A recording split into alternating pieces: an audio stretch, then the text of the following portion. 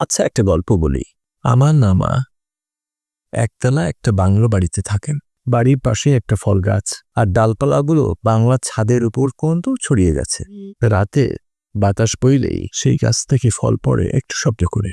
এক রাতে মা নমামে ঘুমিয়েছিলেন, হঠাৎ মানি জেগে উঠলেন। কি দাঁড়ি, ছাদে গিয়ে হাঁটে, নিশ্চয়ই চোর। তিনি মামাকে ডেকে তুললেন, আর দুজনেই ভেবেছিলেন নিশ্চয়ই কোনো আত্মীয়, মানে চোর ঢুকে পড়েছে। কিন্তু আমরা সহজেই বুঝি ওই মুহূর্তে তারা ঠিকমতো চিন্তা করতে পারছে না। তার ভয় পেয়ে গেছে, কিন্তু ঠান্ডা মাথায় যদি তারা ঘটনাকে খতিয়ে দেখতেন তাহলে পরিষ্কার হয়ে যেত আসলে কি হয়েছে। ধরুন, তারা গাছটা কেটে ফেললেন। ফল পড়ার শব্দ বন্ধ করতে গাছ কাটা কি সত্যিই একটা সমাধান? No.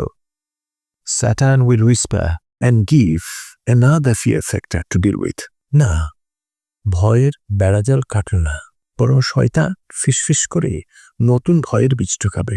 Veronica Roth, an American novelist. Have you seen the movie Divergent? Divergent উপন্যাসের তিনি লেখিকা। She said in the book, fear doesn't shut you down, it wakes you up. ভয় তোমাকে স্তব্ধ করে না, বরং তা তোমাকে জাগ্রত করে।